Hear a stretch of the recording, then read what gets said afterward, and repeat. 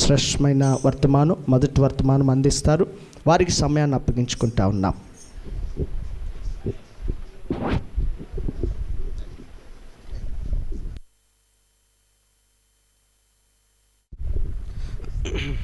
దేవుని వాక్యాన్ని చదువుకుందాం.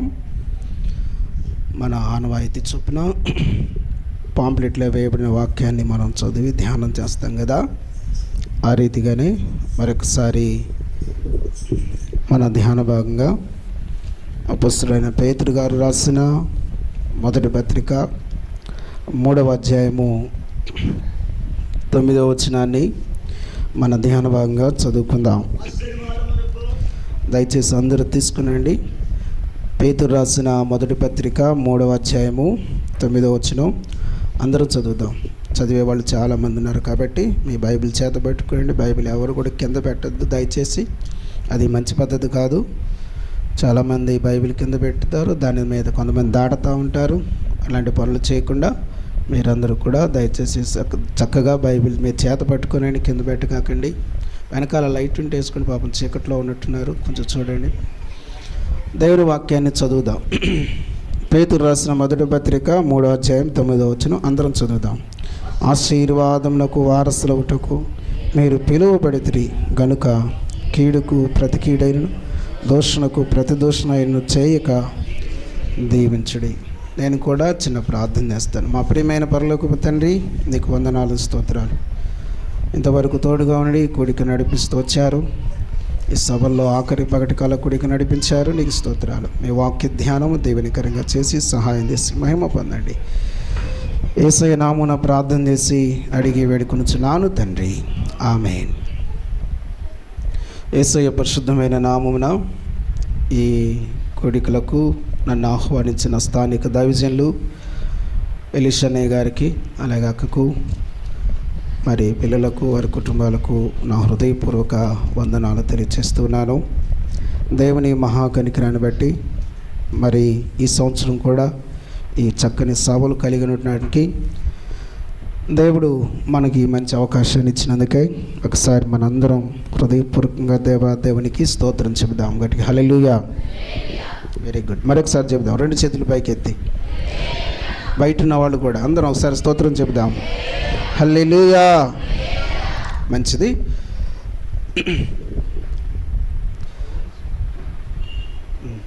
రైట్. ఫోన్లను స్విచ్ ఆఫ్ చేసేసుకోండి, ఫ్లైట్ మోడ్ పెట్టేసుకోండి. అవకాశం ఉంటే రికార్డింగ్ చేసుకోవడం కొరకు వాడుకోండి. కానీ ఇక ఫోన్లు తీసుకొని బరువును పరిగెత్తుతారు కదా, అలాంటి పనులు చేయొద్దు. శ్రద్ధగా దేవుని వాక్యాన్నండి. మా సమయం చాలా విలువైనది కాబట్టి చక్కగా మీరు ఈ విషయాలు వినాలని మనవి చేస్తున్నాను. నేను మీకు ఒక మంచి క్లాస్ ఇవ్వడానికి సిద్ధంగా ఉన్నా. అర్థమైందా? మీరు చక్కగా రాసుకోవడానికి సిద్ధంగా ఉండండి. నోట్స్ మీకు చాలా ఉపయోగకరంగా ఉంటుంది కాబట్టి మీరు శ్రద్ధగా వినండి. ఓకేనా? రైట్. అపొస్తలుడైన పేతురు గారు రాసిన పత్రిక మనం ఇక్కడ చూస్తూ ఉన్నాం. పేతురు ఎవరు? పేతురు జాలరి, అంటే చేపలు పట్టేవాడు. ఆ తదుపరి యేసుప్రభు వారి యొక్క శిష్యుడయ్యాడు. ప్రధాన శిష్యుల్లో ఒకడు, ముఖ్యమైన వాడు. ఆ తర్వాత యూదులకు అపోస్తలుడిగా నియమించబడ్డాడు. అపోస్తలుడైన పౌలు గారు అన్యజనులందరికీ అపోస్తలుడు. పేతురు గారు యూదులకు అపోస్తలుడిగా నియమించబడ్డాడని మనం చదువుతూ ఉంటాం. అయితే ఈ పేతురు గారు 2 పత్రికలు రాశారు. ఎన్ని పత్రికలండి? రాత్రి ఏలే గారు చెప్పారు కదా, జవాబు చెప్పి ప్రశ్న వేసినప్పుడు జవాబు తేలిక కష్టమా? ఆల్రెడీ జవాబు చెప్పేసే కదా. ఎన్ని పత్రికలు రాశాడు ఆయన? 2 పత్రికలు. సౌండ్ పెంచండి. ఎన్ని పత్రికలు? సౌండ్ పెంచండి మీ నోటికి. ఎన్ని పత్రికలు? Very good. ఎన్ని పత్రికలు? 2 పత్రికల్లో మొదటి పత్రికలో ఆ పిల్లను చూడడమ్మా కొంచెం.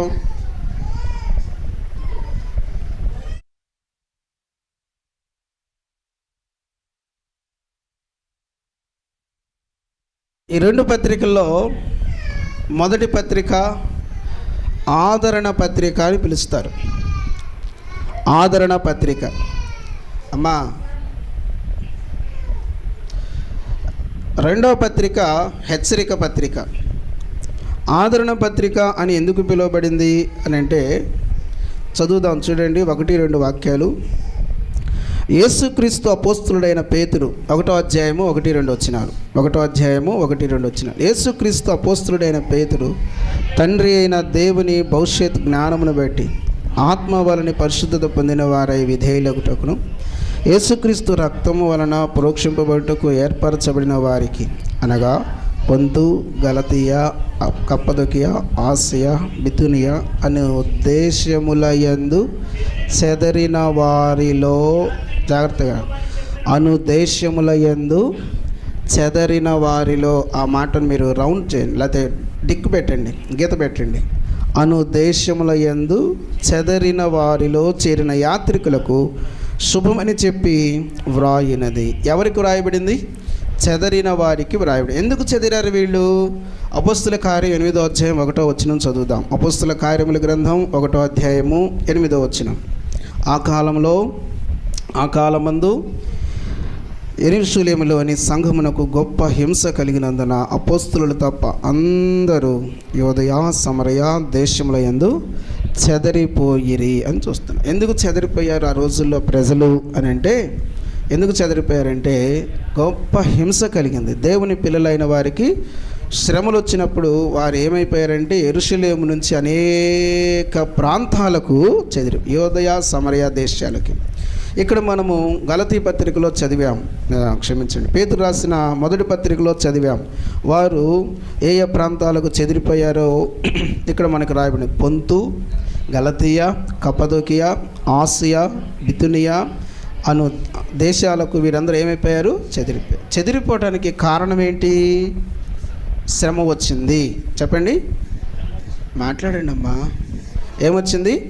శ్రమ వచ్చినప్పుడు ఈ యెరూషలేము ప్రాంతం నుంచి ఆయా దేశాలకు, ఆయా ప్రాంతాలకు వారు చెదిరిపోయారు, వెళ్ళిపోయారు.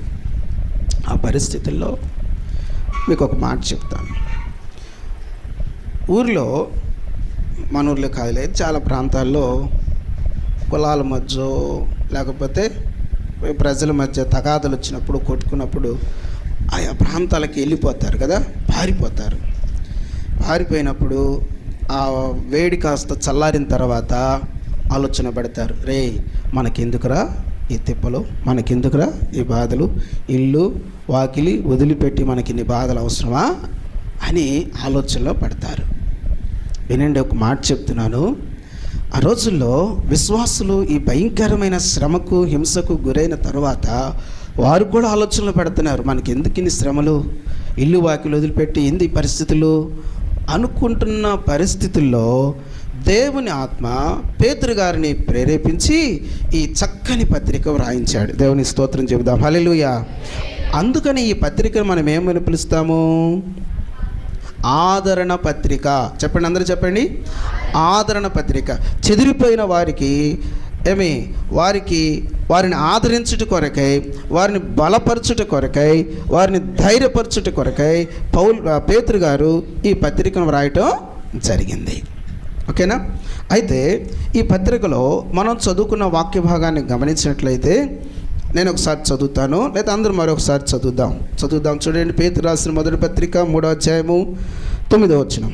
ఆశీర్వాదమునకు వారసులవుటకు మీరు పిలువబడితిరి గనుక కీడుకు ప్రతి కీడైనను. మరొకసారి చదువుతాం, వెనకాల స్వరాలు వినబడట్లేదు. సరే, నేను చెప్తాను, మీరు చెప్పండి, అందరు కలిపి చెప్పండి. ఆశీర్వాదమునకు వారసులవుటకు మీరు పిలువబడితిరి. బయట ఉన్న వాళ్ళు కూడా చెప్పాలి. ఆశీర్వాదమునకు వారసులవుటకు మీరు పిలువబడితిరి గనుక కీడుకు ప్రతి కీడైనను, దూషణకు ప్రతి దూషణైనను చేయక దీవించుడి. స్తోత్రం చెప్పండి ఒకసారి గట్టిగా. ప్రియులారా, ఈ వాక్యంలో 3 విషయాలు మనకు కనబడుతున్నాయి. చెప్పండి, ఎన్ని విషయాలు? 3 విషయాలు. నెంబర్ 1,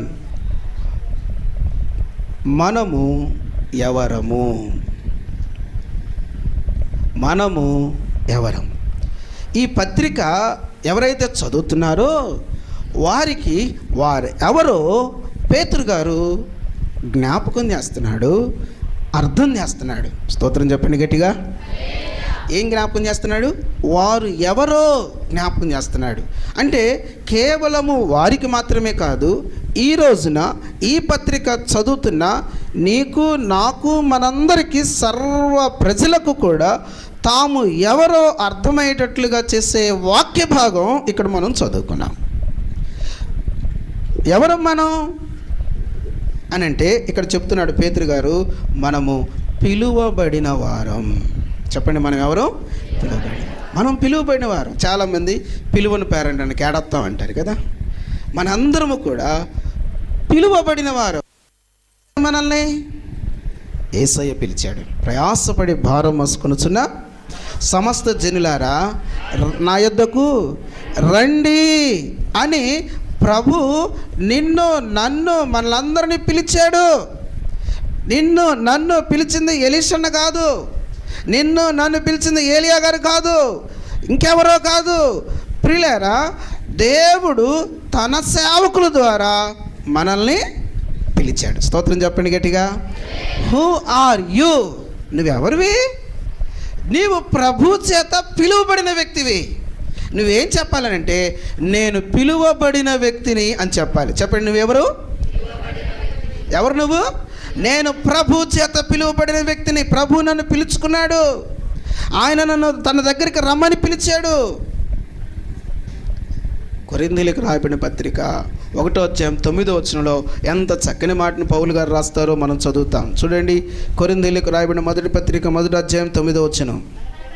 మన ప్రభు అయిన యేసుక్రీస్తును తన కుమారుని సహవాసమునకు మిమ్మల్ని పిలిచిన దేవుడు నమ్మదగిన దేవుడు. దేవుని స్తోత్రం చెప్తారా? నిన్ను పిలిచిన వాడు ఎవరో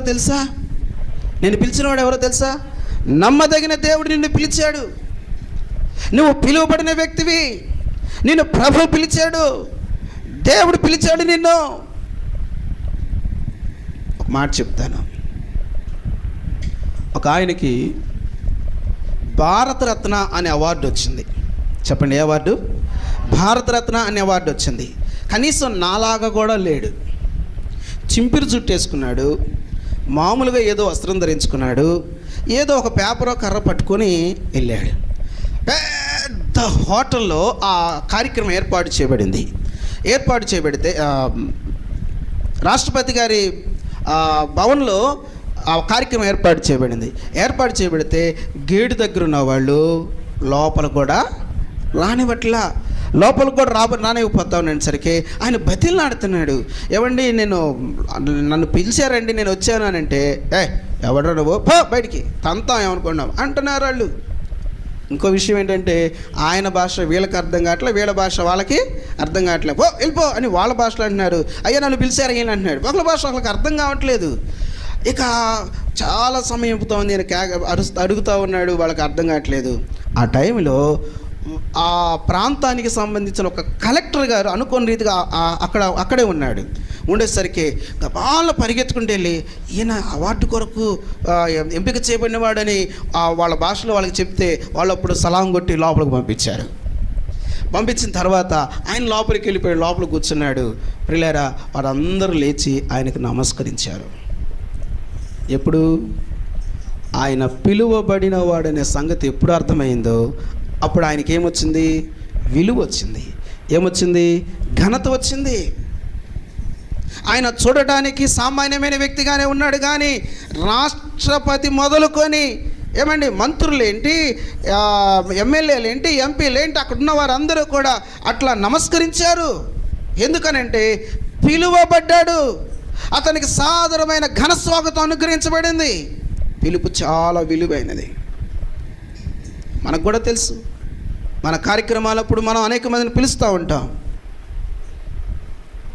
ఎందుకు పిలిచావు? పట్టించుకొని కాడికి ఎందుకు పిలిచావు అని అంటాం. పిలుపు చాలా విలువైనది, ఘనమైనది. ప్రియులారా, మనుషులు మనల్ని పిలిచి అవమానపరుస్తారేమో కానీ, మనుషులు మనల్ని పిలిచి పట్టించుకోరేమో కానీ, తగిన విలువను ఇవ్వకపోవచ్చేమో కానీ, ఇదిగో నిన్ను పిలిచిన దేవాది దేవుడు ఆయన నీకెంతో విలువనిస్తున్నాడు. హల్లెలూయా. ఆయన దృష్టిలో you are a valuable person. నీవు దేవుని దృష్టిలో చాలా విలువైన వ్యక్తివి. నీకు నీ విలువ తెలియకపోవచ్చేమో, నీకు నీ సంగతి తెలియకపోవచ్చేమో, నిన్ను నువ్వు చాలా తక్కువగా భావించుకోవచ్చేమో, కానీ ఈ సభల్లో దేవుని సేవకుని ద్వారా ప్రకటించబడిన తెలియచేయబడుతున్న వచ్చిన భాగం ఏం చెబుతుందంటే, నీవెవరివో నీకు తెలుసా? నువ్వెవరు అని అంటే ప్రభు చేత పిలువబడిన వ్యక్తివి, నువ్వు దేవుని చేత పిలువబడిన వ్యక్తివి, ఆయన నమ్మదగినవాడు. హల్లెలూయా. ఇక్కడ ఏం చెప్పబడుతుందంటే, మనము ఎవరమో మనకు తెలియచేయబడుతున్న సంగతి ఇక్కడ కనబడుతుంది. ఒక మాట చెప్తాను వినండి, మనం ఎవరమో మనకు తెలిస్తే మనం ఏం చేయాలో మనకి తెలిసింది కదండి. మనం ఎవరమో మనకు తెలిస్తే మనం ఏం చేయాలో మనకి తెలిసిద్ది. నేను ఈ సభలకి ఒక వర్తమానికునిగా పిలువబడ్డాను కాబట్టి ఇప్పుడు నాకు నా ఆలోచన అంతా ఏముంటుందంటే, ఈ పగలు వర్తమానం అందించాలి. నేను ఏ వర్తమానం అందించాలి, ఏ విషయాలు ప్రజలకు అవసరం, ప్రభువా ఏం చెప్పమంటావు, ఈ విషయాలు నేను ఆలోచన చేస్తా. నేను ఎవరినో నాకు తెలిస్తే నేను ఏం చేయాలో నాకు అర్థమవుతుంది, నేను అది చేస్తాను. నువ్వెవరివో నీకు తెలిస్తే నువ్వేం చేయాలో నీకు తెలిసింది. ఈరోజు నా క్రైస్తవులు ఒక పెద్ద సమస్య ఏంటంటే, క్రైస్తవుల యొక్క విలువేంటో తెలియట్లా, తామెవరో తమకు తెలియట్లేదు. నువ్వు దేవుని దృష్టిలో చాలా విలువైన వ్యక్తివి. మనుషులు నిన్ను అల్పముగా చూడొచ్చు, మనుషులు నిన్ను పూచిక పుల్లగా చూడొచ్చు, మనుషులు నిన్ను తేలికగా చూడొచ్చు, కానీ నీకు దేవుని దగ్గర గొప్ప విలువ ఉన్నది. చెప్పండి స్తోత్రం గట్టిగా. నువ్వు దేవుని దృష్టిలో చాలా విలువైన వ్యక్తివి. ఎంత విలువైన వ్యక్తివి అంటే, ప్రభువా నాకు పలానా అవసరం ఉంది, సహాయం చేయవా అని ఆయన పాదాల దగ్గర కూర్చుంటే, ఏమండి నీకు ఆయన సహాయం చేయటానికి ఎల్లప్పుడూ కూడా ఆయన నీకు సిద్ధంగా ఉన్నాడు. హల్లెలూయా. ఎంత గొప్ప విషయం. అధికారుల వల్ల కానిది. యేసుపాదం గారు తాను బ్రతికిన దినాల్లో మా సంఘంలో పెద్ద ఆయన పిలిచి, జోసెఫ్ గారు ఈరోజు సర్వేయర్ వస్తారు, కొలతలు కొలవాలి అన్నాడు. ఏంది యేసుపాదం గారికి అని పిచ్చి పెట్టిందా ఏంది? వాళ్ళ చుట్టూ ఎంత తిరగాలి? నెలల బర్రె తిరిగితే కానీ పనులు అవుతాయి. ఈరోజు సర్వేయర్ ఎలా వస్తాడు? పాస్టర్ గారికి పిచ్చి పెట్టింది కానీ సరేలే పాస్టర్ గారు, యేసుపాదం గారు సరేలేండి అన్నాడు. 9-10 గంటల సర్వేయర్ వచ్చాడు. చెప్పండి స్తోత్రం. ఈయనకి ఎట్లా తెలుసు అంటే, ఈయన దేవుని సన్నిధిలో ప్రార్థన చేస్తూ ఉన్నాడు, కనిపెడుతూ ఉన్నాడు. ప్రియులారా, దేవుడు ఆయనకి బయలుపరిచాడు ఆ సంగతి. నాకు తెలీదు, ఈ సంఘ పెద్ద చెప్పాడు నాకు. యేసుపాదం గారి సంగతి మీకేం తెలుసు అండి? ఈరోజు సర్వేయర్ వస్తారని చెప్పాడు, ఖచ్చితంగా సర్వేయర్ వచ్చారండి, మాకు అర్థం కాలేదండి, మీరు నమ్ముతారు నమ్మరో మీకు ఇష్టం అన్నాడు ఆయన. పిలువబడిన పిలుపులో ఉన్న శక్తి, అధికారులు సైతం మెడ వంచగలిగిన శక్తి కలిగింది. హల్లెలూయా. ఎంత అద్భుతమో తెలుసా ప్రియులారా. ఇక దీని గురించి మనం అనేకమైన సంగతులు తెలుసుకోవచ్చు, ధ్యానం చేయొచ్చు. అయితే నేను ఒక మాట చెప్తున్నాను, నువ్వు ఎవరు అనంటే, నేను దేవుని చేత పిలువబడిన వ్యక్తిని. ఆ మాట మర్చిపోకూడదు, నువ్వు ఆ సంగతిని మర్చిపోకూడదు. దేవుని వాక్యం చెబుతుంది, మీరు పిలువబడిన వారు. ఓ చెదిరిపోయిన వారు లేరా, మీరెవరో తెలుసా? మీరు పిలువబడిన వారు, మిమ్మల్ని పిలిచిన వాడు ప్రభు మిమ్మల్ని పిలిచాడు. నేను కాదు పిలిచింది. ఒకవేళ నేను అపోస్తలుని అవ్వచ్చు, ఒకవేళ ప్రధాన శిష్యుని అయి ఉండొచ్చు, కానీ పిలిచింది నేను కాదు, ప్రభు మిమ్మల్ని పిలిచాడు, మీరు ఆయన చేత పిలువబడిన వారు అని చెప్పి ప్రియులారా, ఆ చెదిరిపోయిన వ్యక్తులను ఆదరిస్తూ ఉన్నాడు, బలపరుస్తూ ఉన్నాడు, ధైర్యపరుస్తూ ఉన్నాడు. దేవునికి స్తోత్రం. కాబట్టి ప్రియమైన దేవుని బిడ్డలారా, ఈ వచనం మనకు తెలియజేస్తున్న మొదటి విషయం ఏమిటి అని అంటే, మనం ఎవరమో మనకు తెలియజేస్తుంది. చెప్పండి, అందరూ చెప్పండి దయచేసి, మనం ఎవరం? అంతేనా? నీవెవరు? అంతేనా? చెప్పండి గుడి మీద చేసుకుని, నేను దేవుని చేత పిలువబడిన వ్యక్తిని. ఈ ఒక్క విషయం అర్థమైతే చాలు, నీ జీవితం టోటల్ చేంజ్ అయిపోద్ది. తెలుసా ఆ సంగతి? నీ జీవితం టోటల్గా చేంజ్ అయిపోద్ది. అదే నేను చెప్తున్నాను. నీవెవరవో నీకు అర్థమైతే నువ్వేం చేయాలో నీకు అర్థమవుతుంది. ప్రియులారా, ఈ వాక్య భాగం మనకు మొట్టమొదటి విషయం ఏం తెలియజేస్తుందంటే, మనం ఎవరమో మనకి చెప్తుంది. మనం ఎవరమంట? చెప్పండి. పిలువబడిన వారం. ఎందుకు పిలిచాడు? రెండవ విషయం, రెండవ విషయం ఏంటంటే ఎందుకు పిలిచాడు. పేతురు గారు 5 విషయాలు చెప్తున్నాడు. దేవుడు మనల్ని ఎందుకు పిలిచాడో ఒక్క తన పత్రికలోనే 5 విషయాలు చెప్తున్నాడు. చూడండి, దేవుని వాక్యాన్ని చదువుదాం. పేతురు రాసిన మొదటి పత్రిక మొదటి అధ్యాయము, పేతురు రాసిన మొదటి పత్రిక మొదటి అధ్యాయము 14-16 వాక్యాలు కలుస్తున్నాయి. ఆ వాక్యాన్ని చదువుదాం. నేను పరిశుద్ధుడనయ్యున్నాను గనుక మీరును పరిశుద్ధులైండుడని వ్రాయబడి ఉన్నది. కాగా మీరు విధేయుల పిల్లలై మీ పూర్వపు అజ్ఞాన దశలో మీకుండిన ఆశలను అనుసరించి ప్రవర్తింపక మిమ్మల్ని పిలిచిన వాడు పరిశుద్ధుడైన ప్రకారం మీరును సమస్త ప్రవర్తన యందు పరిశుద్ధులై ఉండండి. దేవుడు మనల్ని పిలిచాడు. ఎందుకు పిలిచాడనంటే పరిశుద్ధులుగా ఉండడానికి పిలిచాడు. దేవుని స్తోత్రం. చెప్పండి, ఎందుకు పిలిచాడు మనల్ని? ఆషామాషిగా ఉండటం కోసం కాదు, ఎలా పడితే అలా ఉండటం కోసం కాదు, పరిశుద్ధులుగా ఉండడానికి పిలువబడిన వారం. ప్రియులారా, ఇది బండెడంత సబ్జెక్టు. రెండవది దేవుని వాక్యం చదువుదాం. చూడండి, 2వ అధ్యాయము 9వ వచనం చదువుదాం. 2వ అధ్యాయము 9వ వచనం. అయితే మీరు చీకటిలో నుండి ఆశ్చర్యకరమైన తన వెలుగులోనికి మిమ్మల్ని పిలిచిన వాని గుణాతిశయములను ప్రచురం చేయ నిమిత్తము ఏర్పరచబడిన వంశము, రాజులైన యాజక సమూహము, పరిశుద్ధ జనమును, దేవుని సొత్తైన ప్రజలనై. దేవుని స్తోత్రం చెప్తారు గట్టిగా. హల్లెలూయా. మనం ఎందుకు పిలువబడ్డామనంటే ఆయన గుణాతిశయములను ప్రచురించడానికి పిలువబడ్డాం. హల్లెలూయా. మొదటిది ఏంటి చెప్పండి, అందరూ చెప్పాలి. ఎందుకు పిలువబడ్డాం? మనం పరిశుద్ధులుగా ఉండడానికి పిలువబడ్డాం. రెండవది దేవుని గుణాతిశయములను ప్రచురించడానికి, ప్రకటించడానికి పిలువబడ్డాం. చెప్పండి, రెండవది గుణాతిశయములను ప్రచురించడానికి పిలువబడ్డాం. మూడవ విషయం చదువుదాం. ఇదే 2వ అధ్యాయము 20వ వచనం చదువుదాం. తప్పిదమునకై దెబ్బలు తినినప్పుడు మీరు సహించిన యెడల మీకేమి ఘనము, మేలు చేసి బాధపడినప్పుడు మీరు సహించిన యెడల అది దేవునికి హితమగును. ఇందుకు మీరు పిలువబడితిరి. ఎందుకు పిలువబడ్డారంటే శ్రమలను సహించుటకు పిలువబడ్డారు. మూడవది, మనం ఎందుకు పిలువబడ్డామంటే శ్రమలను సహించడానికి పిలువబడ్డాం. చెప్పండి, అందరూ చెప్పండి ఆ మాట. ఓకే. 4వది 3వ అధ్యాయం 9వ వచనం. ఆశీర్వాదమునకు వారసులవుటకు మీరు పిలువబడితిరి. ఎందుకు పిలువబడ్డాం? 4వది. ఇక 5వది 5వ అధ్యాయము 10వ వచనం. 5వ అధ్యాయం 10వ వచనం.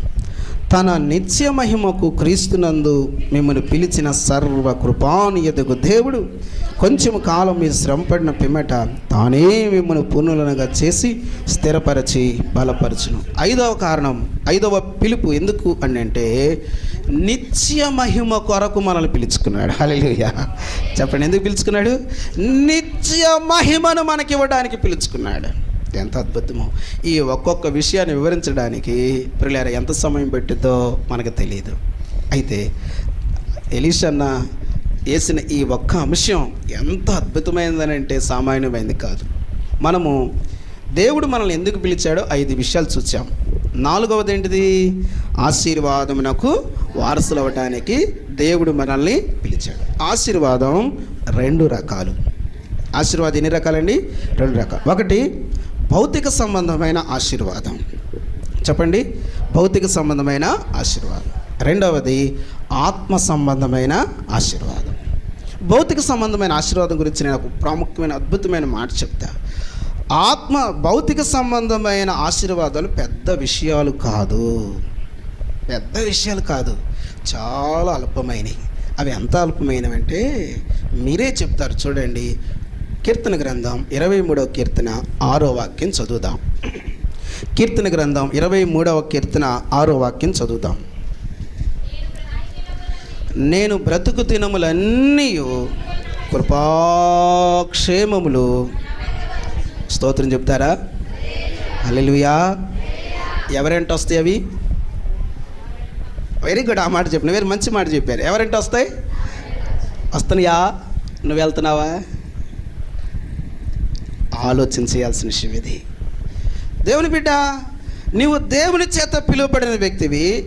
భౌతిక సంబంధమైన ఆశీర్వాదాలు, కృపా క్షేమాలు, కృపాక్షేమాలు అవి మన వెంట వస్తాయి. వాటి వెంట పరుగులెత్తాల్సిన అవసరం మనకి లేదు. చెప్పండి స్తోత్రం. అవి మన వెంట వస్తాయి. అవి చాలా ప్రమాదకరమైనవి. వాటి వెంట పరిగెత్తావా ఎంత ప్రమాదకరమైనవో. ఈ మాట నేను చాలా వేదనతో చెప్తున్నాను. ఒకానొక రాజ్యంలో దేవుని పిల్లలు చాలా స్ట్రిక్ట్గా, చాలా నమ్మకంగా, పరిశుద్ధంగా జీవిస్తూ ఉన్నారు.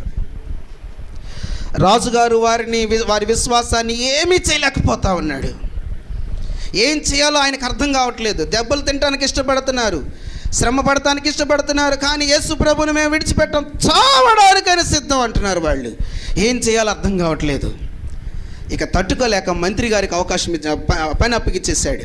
మంత్రి, నువ్వేం చేస్తావో నాకు అనవసరం, క్రైస్తవుడు అనేవాడు మన రాజ్యంలో ఉండడానికి వీలు లేదు, నువ్వేం చేస్తావో నాకు అనవసరం అన్నాడు. ఇదేంద్ర బాబు, ఆయన వజాతగా దాన్ని నా నెత్తిన పెట్టాడు, నేనేం చేయాలరా బాబు, నాకు అర్థం కావట్లేదు. చిత్తం మహారాజా అన్నాడు.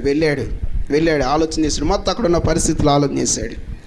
ఆలోచన చేస్తే అతనికి ఒక విషయం అర్థమైంది. ఏ విషయం అర్థమైందంటే, ఆ బేతేలు సంఘంలో ఉన్న వాళ్ళందరూ క్రైస్తవులు కాకుండా చేయటం నా పని. కాబట్టి ఇప్పుడు నేను ఏం చేయాలి, నా వల్ల ఏమైద్ది, శ్రమలు కాదు చావును కూడా వీళ్ళు ఇష్టపడుతున్నారు, ఏం చేయాలని ఆలోచన చేస్తూ ఉన్నాడు. వాళ్ళందరూ నడిపిస్తున్న వ్యక్తి ఎవరు అని ఆలోచన చేశాడు. ఎలీషా గారు. ఓకే, దొరికాడు. ఏం చేయాలి అన్నీ అని ఆలోచన చేశాడు. ఆ మంచి ఆలోచన వచ్చింది. ఆలోచన వచ్చి రాజుగారి దగ్గరికి వెళ్ళాడు. రాజుగారు ఏంటి, ఎంతవరకు, మంత్రి గారు ఎంతవరకు వచ్చింది పని? చిత్తం రాజా, నేను ఒక చిన్న సహాయం కోరతాను, ఆ పని చేయండి అని అంటే. చెప్పు అన్నాడు. ఫలానా వ్యక్తి ఉన్నాడే, ఫలానా వ్యక్తి, ఆ వ్యక్తికి మన ఆస్థానంలో ఉద్యోగం ఇవ్వమని అడగడానికి వచ్చాను అన్నాడు. ఈయనకి రేగింది కోపం. అసలు వాడి ముఖమే చూడటానికి నాకు ఇష్టం లేకపోతే వాడికి ఉద్యోగం ఇవ్వాలా అన్నాడు. మహారాజా, మీరు నాకు పని అప్పగిచ్చారు కదా, ఆ పనిలో ఇదొక భాగం అన్నాడు. ఇక ఎప్పటికో ఒప్పుకున్నాడు, అంగీకరించాడు. ఇప్పుడు ఎవరైతే ఆ క్రైస్తవులను నడిపిస్తూ ఉన్నాడో, ఇప్పుడు ఆ క్రైస్తవుడైన వ్యక్తికి మంచి ఉద్యోగం వచ్చింది. ఎప్పుడైతే ఉద్యోగం వచ్చిందో క్రమక్రమంగా ఉద్యోగ బాధ్యతలు ఎక్కువైపోయినాయి. నెంబర్ 1, వ్యక్తిగతంగా ప్రార్థన తగ్గిపోయింది. నెంబర్ 2, వాక్యం తగ్గిపోయింది. నెంబర్ 3, సంఘంతో సంబంధం తగ్గిపోయింది. ఎప్పుడైతే ఈయన తగ్గిపోయాడో వాళ్ళు తగ్గిపోయారు. ఒక 6 నెలల తర్వాత రిజల్ట్ ఏంటంటే, ఈయన దారి ఈయనది, వాళ్ళ దారి వాళ్ళది, అక్కడ క్రైస్తవుడే లేడు.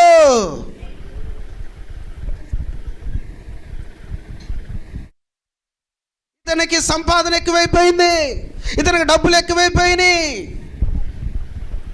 ప్రార్థన తగ్గిపోయింది, వాక్యం తగ్గిపోయింది, సంఘముతో సంబంధం తగ్గిపోయింది, దేవునికి దూరం అవటం ప్రారంభమయ్యాడు, సంఘం దేవునికి దూరం అయిపోవడం ప్రారంభమైంది, నాశనం ప్రారంభమైపోయింది.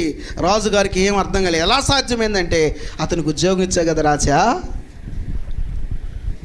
డబ్బు ఎవరికి చేదు? దేవుని బిడ్డలారా, ధనవంతులైతే దేవునికి దూరం అవుతారని కాదు నేను చెబుతుంది. వాటికున్న శక్తి ఏంటంటే, ఒక వ్యక్తిని దేవునికి దూరం చేయగలిగినంత శక్తి కలిగినాయి. ఈ రాత్రి నేను ఈ పగటి కూటంలో ఏడుస్తూ ఈ మాట చెబుతున్నాను. పిల్లల ఆశీర్వాదాలు ఉండటం తప్పు కాదు, అవి మనల్ని వాటితో మనకు సంబంధం లేదని నేను చెప్పట్లేదు. దేవుని పిల్లలమైన మనకి అన్నీ కావాలి, కానీ వాటి మీద మనం దృష్టి ఉండకూడదు, వాటి కొరకు మనం పరుగులెత్తకూడదు. అవి మన వెంట రావాలి, వాటి వెంట మనం పరుగులెత్తకూడదు, అవి మన వెంట రావాలి. ఎందుకు అనంటే, ఎప్పుడు వస్తాయి అనంటే, మనం ఆయన వెంట పరుగులెత్తితే అవి మన వెంట వస్తాయి. స్తోత్రం చెప్దామా? అవి గొప్ప విషయాలు కాదు, అవన్నీ వస్తూ ఉంటాయి. దేవుడు మనకు సహాయం చేస్తూ ఉంటాడు. దేవుడు నమ్మదగిన వాడు, మన ప్రతి అవసరత తీర్చడానికి ఆయన తగినవాడు.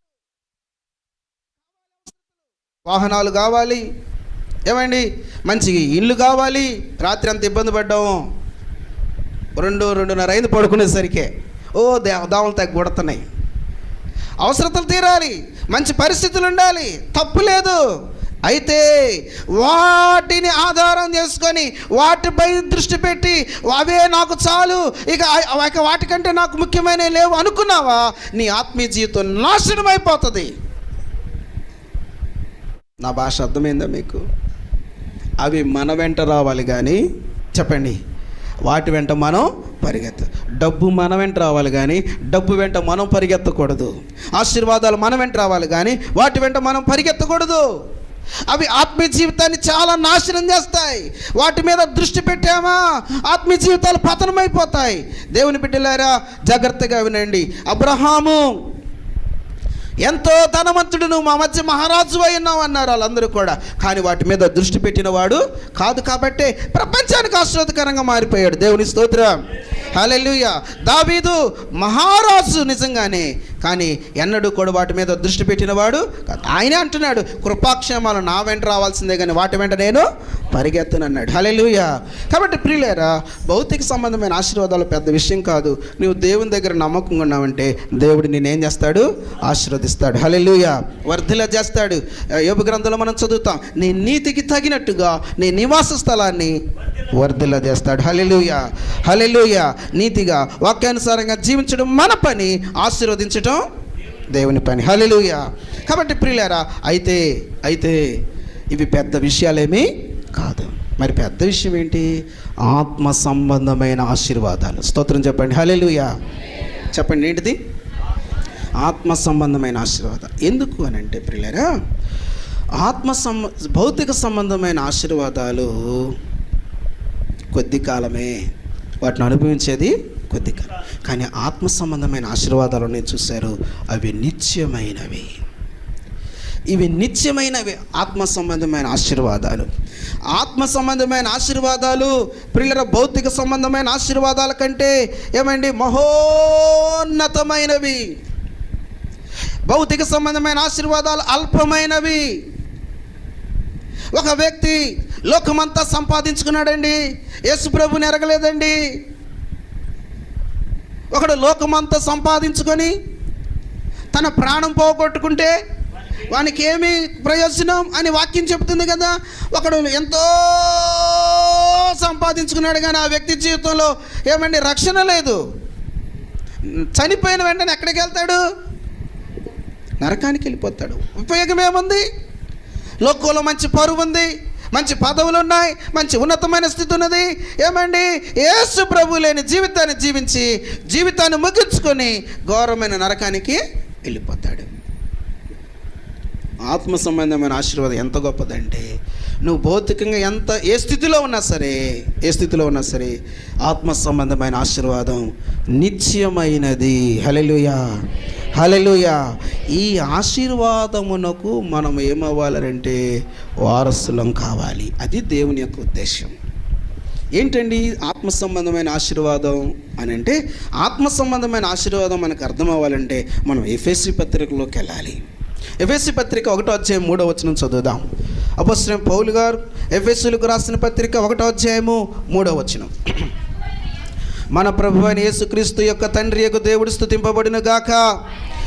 ఆయన క్రీస్తునందు పరలోక విషయములలో ఆత్మ సంబంధమైన ప్రతి ఆశీర్వాదమును మనకు అనుగ్రహించెను. హల్లెలూయా. చెప్దాం గట్టి, హల్లెలూయా. ఆయన మనకేమిచ్చాడు?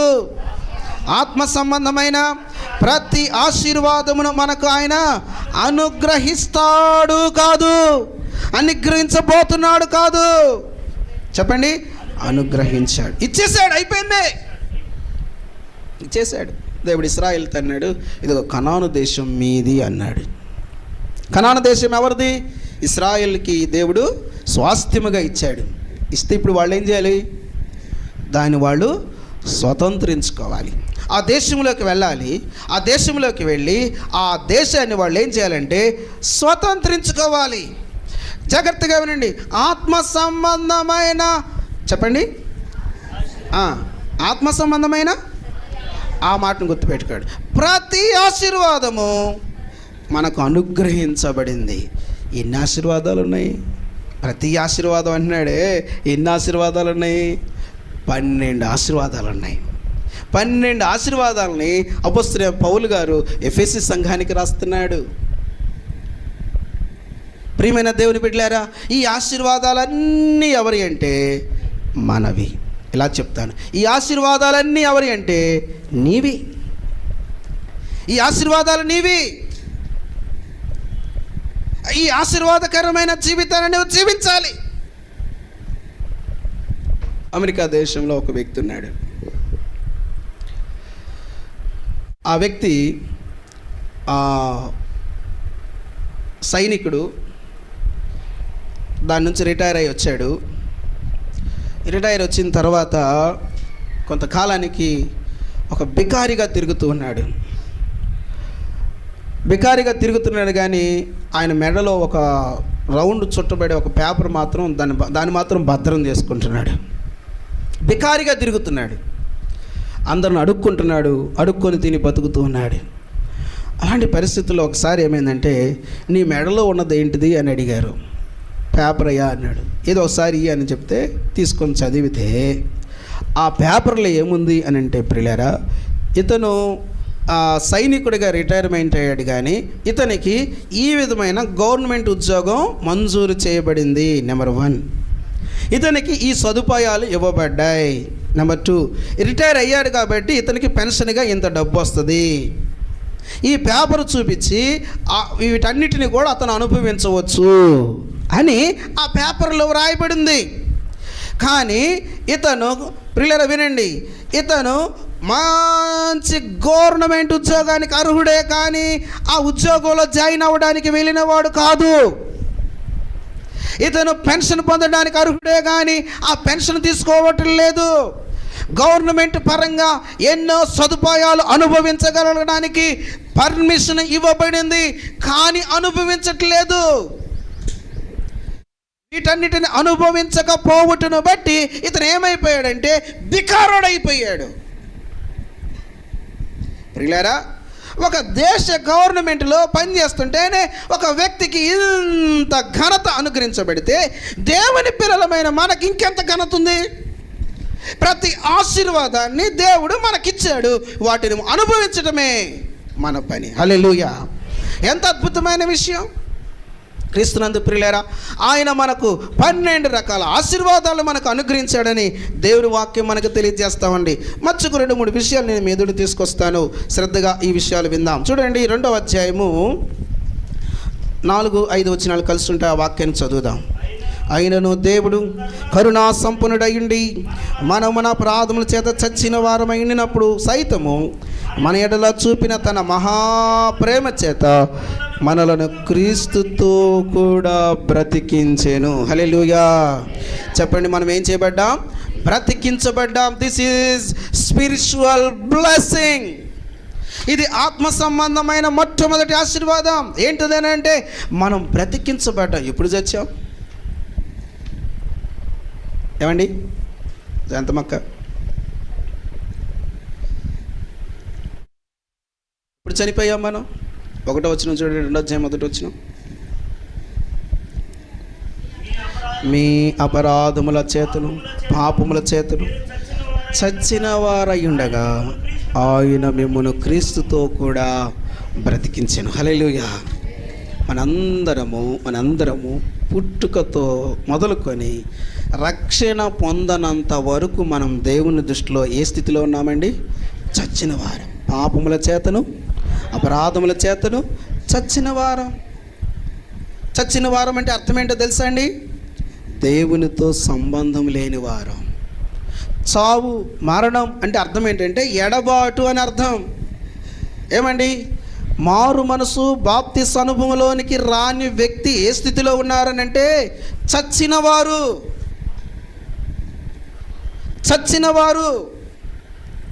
ఆ చావు కంపు నీకు వస్తుందా? నీ భర్త చచ్చిపోయిన స్థితిలో ఉన్నాడు, నీ పిల్లలు చచ్చిన స్థితిలో ఉన్నారు, వారిలో నుంచి చావు కంపు నీకు వస్తుందా?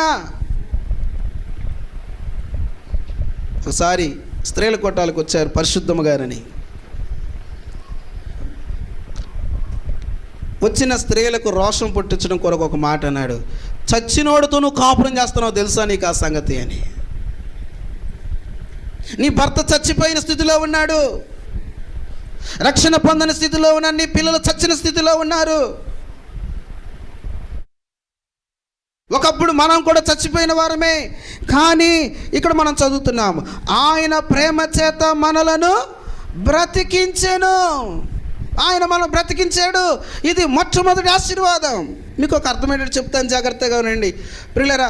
ఎందరో చనిపోయిన వ్యక్తులు మనం చూస్తూ ఉంటాం. ఒక వ్యక్తి చూస్తే ఒక స్త్రీగా తీసుకుందాం. ఒక ఆమె చనిపోయింది. ఏమండి, నెత్తిన పాపటి బిల్ల, ముక్కుకి బెసరు, చెవులకి, ఏమండి మెడకి, చేతులకి ఇవన్నీ చచ్చిన శవానికి పెట్టారనుకోండి, ఉపయోగం ఏముందంటారు? చెప్పండి, ఉపయోగం ఏమైనా ఉందా? ఒక వ్యక్తి రక్షణ పొందకుండా ఏమండి, ఉద్యోగం కలిగి ఉన్నా, ఏమండి పదవులు కలిగి ఉన్నా, ఘనతలు కలిగి ఉన్నా, ఆస్తులు కలిగి ఉన్నా, అంతస్తులు కలిగి ఉన్నా, ఎంత గొప్ప భాగ్యాన్ని కలిగి ఉన్నా, చచ్చిన శవానికి ఉన్నట్టే. వాళ్ళు ఏ స్థితిలో ఉన్నారు? పాపముల చేత, అపరాధముల చేత చచ్చిన స్థితిలో ఉన్నారు. ఇదిగో ఇక్కడ కూర్చున్న నీలో, ఈ మాటలు వింటున్న నీలో చచ్చిన వ్యక్తిగా నువ్వు ఉన్న వ్యక్తిగా ఉన్నట్లయితే, ఇదిగో ఈ మధ్యాహ్నపు వేళ నేను ఒక దేవుని సేవకునిగా దేవుని పక్షాన్ని చెప్తున్న విషయం ఏంటంటే, నువ్వు రక్షణ పొందనంతకాలం చచ్చిన వ్యక్తివే. ఈ మధ్యాహ్నపు వేళ దేవుని సేవకునిగా చెప్తున్నాను, ఈ సమయంలో ఒక తీర్మానం చేసుకొని, అయ్యయ్యో నేను చచ్చిన స్థితిలో ఉండడానికి ఇష్టపడలేదు, దేవుని కృప చేత నేను రక్షించబడటానికి ఇష్టపడతాను, నువ్వు తీర్మానం చేసుకుంటే ఈ రోజు నువ్వు రక్షణ పొందడానికి అవకాశం ఉంది. హల్లెలూయా. నువ్వు తీర్మానం చేసుకుంటే, ఇక్కడ ఇంకా రక్షణ పొందిన వారు ఈ మీటింగుల్లో, ఈ పగటికాల కూడికలో నువ్వు ఒక తీర్మానం చేసుకుంటే రక్షణ పొందడానికి అవకాశం ఉంది. మారు మనసు పొంది బాప్తిస్మానంలోకి వస్తే నువ్వు బ్రతికించబడిన వ్యక్తి అవుతావు. హల్లెలూయా. ఇక్కడ ఇంకా రక్షణ పొందని వాళ్ళు ఎంతమంది ఉన్నారో నాకైతే తెలియదు, కానీ దేవుని సేవకునిగానే మనం చేస్తున్నాను. కొంతమంది తీర్మానం చేసుకున్నారు ఈరోజు బాప్తిసం తీసుకోవడానికి. 3 వ్యక్తులు తీర్మానం చేసుకున్నారని విన్నాను. నేను చాలా సంతోషపడుతున్నాను. అయితే 3రేనా ఇక్కడ ఇంకా రక్షించబడాల్సిన వాళ్ళు? ఇంకా ఎంతమంది ఉన్నారు ఇక్కడ రక్షణ పొందవలసిన వారు? జాగ్రత్తగా వినండి. నేను దేవుని సేవకునిగా ప్రేమతో మనం చేస్తున్నాను. దేవుని వాక్యం ఏం చెబుతుందంటే, ఇదిగో ఇదే మిక్కిలి అనుకూలమైన సమయం, ఇదిగో ఇదే రక్షణ దినమని దేవుని వాక్యం చెబుతోంది. ఇది మొట్టమొదటి ఆశీర్వాదం. నువ్వు రక్షణ పొందకుండా మంచి ఇల్లు కలిగి ఉన్నా, బంగారం కలిగి ఉన్నా, డబ్బులు కలిగి ఉన్నా, పొలము కలిగి ఉన్నా, పేరు కలిగి ఉన్నా, భోగ భాగ్యాలు కలిగి ఉన్నా, రక్షణతో సాటి అయినవి కానే కాదు. కాబట్టి రక్షణలో మొట్టమొదటి ఆశీర్వాదం, దేవుడిచ్చే మనకు మొట్టమొదటి ఆశీర్వాదం ఏంటంటే రక్షణ పొందుట, బ్రతికించబడుట. లోకము సమాధుల తోట, మనుషులందరూ కూడా బ్రతికి ఉన్న శవాలు అన్నారు. రక్షణ పొందని ప్రతి ఒక్క వ్యక్తి బ్రతికి ఉన్న శవం. లోపల నీ ఆత్మ చచ్చిన స్థితిలో ఉంది. ఎంతకాలం చచ్చిన స్థితిలో ఉంటావు? చనిపోయిన వ్యక్తిని సమాధి చేసిన రీతిగా భూమి మీద నీ జీవితం ముగించబడిందా? సమాధి అనే ఘోరమైన నరకానికి వెళ్ళాల్సి వస్తుంది. ఆ నరకానికి వెళ్ళక మునిపే, నీ జీవితం భూమి మీద ముగించబడక మునిపే దేవుని సేవకునిగా నేను చెబుతున్నాను, ఇదిగో ఈ మధ్యాహ్నం వేళ తీర్మానం చేసుకో. మరొక అవకాశం ఉంటుందో లేదో తెలియదు. తీర్మానం చేసుకో. అన్నా బ్రతిలాడుతున్నాడు, అక్క నేను బ్రతిలాడుతున్నాను, తమ్ముడు చెల్లి నేను బ్రతిలాడుతున్నాను, ఇదిగో ఇదే మిక్కిలి అనుకూలమైన సమయం, ఇదే రక్షణ దినం. నువ్వు తీర్మానం చేసుకొని ఈ మొదటి ఆశీర్వాదం పొందాలి. ఈ ఆశీర్వాదం నాకు నిన్ను వారసురాలుగా చేయాలని యేసు ప్రభువారు నీ కొరకు సిలువలో చనిపోయాడు. నిన్ను బ్రతికించడం కొరకు ఆయన చచ్చిపోయాడు. ఆయన తిరిగి లేచాడు, సజీవుడై ఉండి ఆయన నిన్ను పిలుస్తూ ఉన్నాడు. హల్లెలూయా. వచ్చి ఆయన ఒళ్ళో వాడిపోతావా? ఆయన ఒళ్ళో పసిబిడ్డ వల్లే వాలిపోయి ఆయన ఇచ్చే గొప్ప ఆశీర్వాదాలు పొందుకోవడానికి ఇష్టపడతావా? ఇష్టపడితే ఇదిగో మేము కూడా ఇష్టపడుతున్నాం, నీకు బాప్తిస్మం ఇవ్వడానికి తీర్మానం చేసుకోవాలని దేవుని సేవకునిగా చెప్తున్నాను. ఇది మొదటి ఆశీర్వాదం. రండి మరొక ఆశీర్వాదం.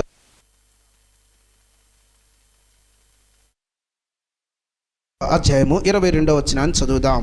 22వ వచనాన్ని చదువుదాం. ఆయనలో మీరు కూడా ఆత్మ మూలముగా దేవునికి నివాస స్థలమైనటకు కట్టబడుచున్నారు. హల్లెలూయా, హల్లెలూయా. నీవు దేవునికి నివాస స్థలం. నీవు ఎవరికి? దేవునికి నువ్వు నివాస స్థలం. ఇది ఎంత గొప్ప ఆశీర్వాదమో చూడండి. నీలో దేవుడు నివసిస్తున్నాడండి. ఎవరండి? ఎవరు నివసిస్తున్నారు నీలో? దేవుడు నీలో నివసిస్తున్నాడు. దేవుని వాక్యం చెబుతుంది, దేవుడు మనకు అనుగ్రహించిన ఒక అద్భుతమైన ఆశీర్వాదం. ఈ ఆశీర్వాదమునకు నువ్వు వారసుడుగా ఉండడానికి, ఈ ఆశీర్వాదానికి వారసులుగా ఉండడానికి నువ్వు పిలువబడిన వ్యక్తివి. ఎందుకనంటే ఆయన నీలో నివసించడానికి ఆయన నిన్ను పిలుచుకున్నాడు.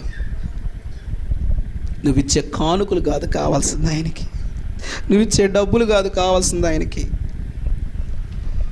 నువ్విచ్చే వెండి బంగారాలకి ఆయనకు అవసరం లేదు. నువ్వు ఆయనకు నివాస స్థలంగా ఉండాలని ఆయన కోరుకుంటున్నాడు. హల్లెలూయా.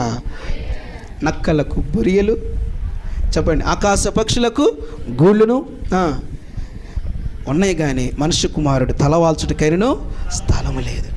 ఎందుకు నేను ఈ మాట చెప్పానంటే, ఈ మాట రక్షణ పొందిన వాళ్ళకు కాదు. రక్షణ పొంది కూడా చాలామంది హృదయాలు, జీవితాలు ఎలాగున్నాయంటే, ఇల్లు ఊడ్చి శుభ్రం చేయబడింది కానీ ఆ ఇల్లు ఖాళీగా ఉంటుంది. ఆ ఇంట్లోకి యేసు ప్రభువుని రమ్మనట్లేదు. మారు మనసు పొందారు, బాప్తిసం తీసుకున్నాం, అవిధేయతలు ఒప్పుకున్నాం, ఆయన రక్తం చేత కడగబడ్డాం. మరి యేసయ్య నీలో ఉన్నాడా? లేడు. కడగబడి శుద్ధంగా ఉన్నావు, శుభ్రం చేయబడ్డావు, నీ ఇల్లు శుభ్రంగా ఉంది, ఇల్లు మొత్తం అమర్చబడి ఉంది, చాలా బాగుంది, కానీ నీలో యేసు ప్రభువు లేడు. ఈ సంగతి ఎవరు చూశారంటే ఒక దురాత్మ చూసింది. దురాత్మ చూసి, రే నేను ఉన్నప్పటికంటే ఇల్లు ఇప్పుడే బాగుంది అని చెప్పి ఇప్పుడు అదేం చేసింది తెలుసా? ఏమండి, ఒక ప్రకటన ఇచ్చింది. ఏం ప్రకటన అంటే, నేను మీకు ఒక ఉద్యోగం ఇస్తాను, మీకు ఒక మంచి గృహాన్ని ఇస్తాను, దానికి తగిన వాళ్ళు ఎవరో నిరూపించుకోవడానికి రండి అని పిలిపించింది. ఒక్కొక్క దెయ్యం వస్తుంది, నువ్వు దీనికి తగిందానే కాదు పో అంటుంది. ఇంకొక దెయ్యం వచ్చింది, నువ్వు దీనికి తగిందానే కాదు. ఇప్పుడు ఇంటర్వ్యూ జరుగుతుంది.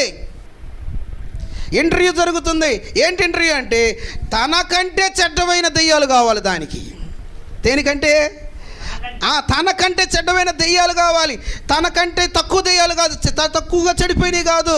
ఎందుకనంటే ఈ దెయ్యాలన్నీ కలిసి ఇదిగో మారు మనసు పొందిన వ్యక్తిని, బాప్తిజం తీసుకున్న వ్యక్తిని, యేసు ప్రభువు లేకుండా బ్రతుకుతున్న వ్యక్తిని పాడు చేయటం కొరకు ఆ దెయ్యం సిద్ధమై కూర్చుంది. నువ్వు ఆ దేవుని ఆశీర్వాదం పొందాలి అంటే నువ్వు దేవునికి నివాస స్థలంగా ఉండాలని ఆయన నిన్ను ఏర్పరచుకున్నాడు. ఆ ఆశీర్వాదం నీకు వారసురాలు కావాలని ఆయన ఆశ నీ హృదయంలో యేసయ్య ఉన్నాడా? యేసయ్యకి నువ్వు చిరునామా కావాలంట, నువ్వు ఒక అడ్రస్గా ఉండాలంట, కేర్ ఆఫ్ అడ్రస్.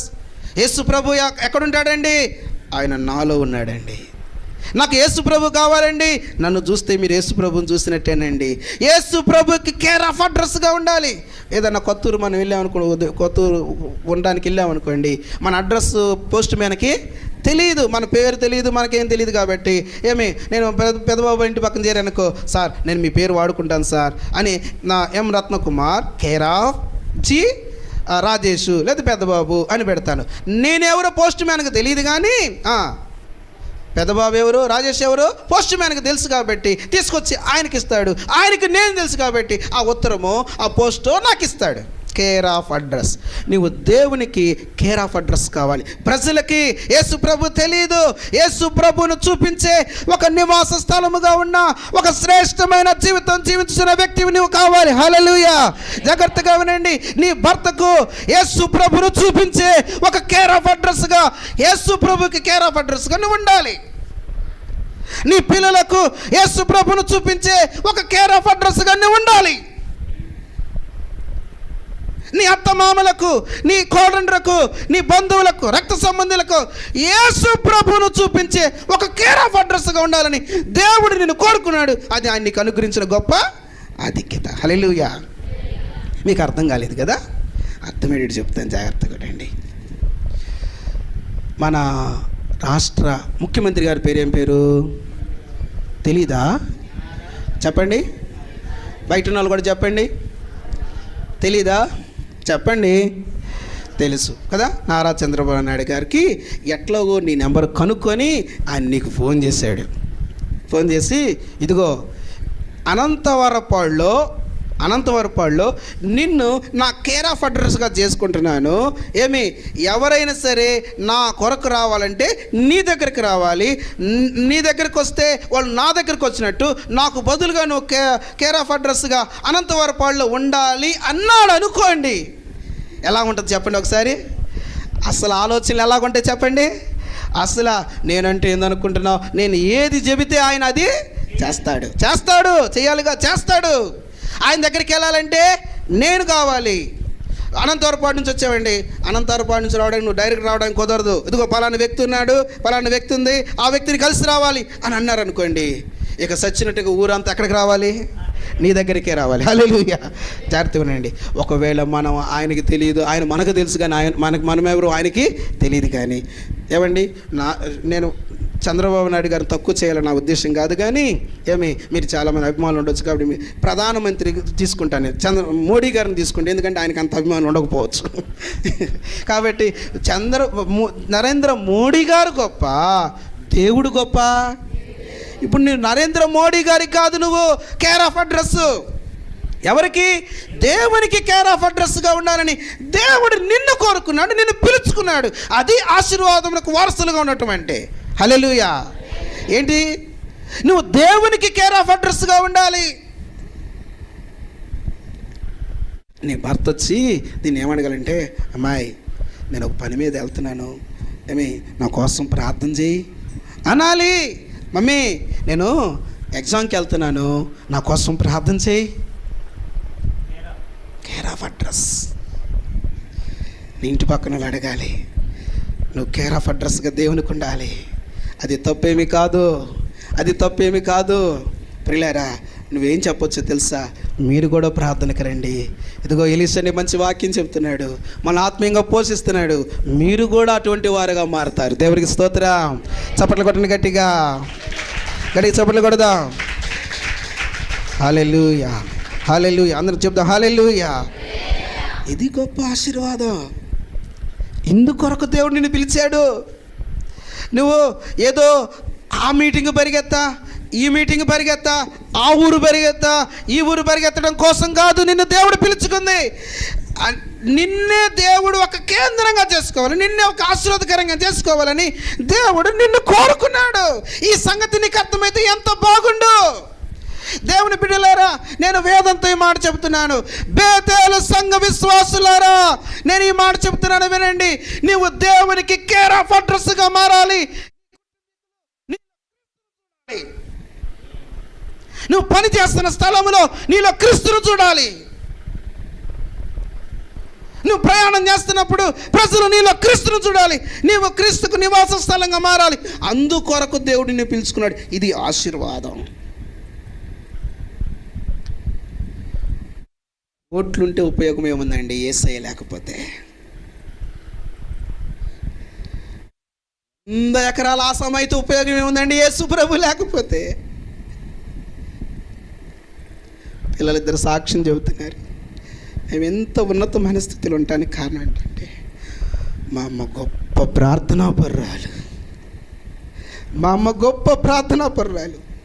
మా అమ్మ మేము ఎప్పుడు లేచి చూసిన మోకాళ్ళ మీద ఉంటుంది, కన్నీరు కార్చి మా కొరకు ప్రార్థన చేస్తూ ఉంటుంది. మా అమ్మ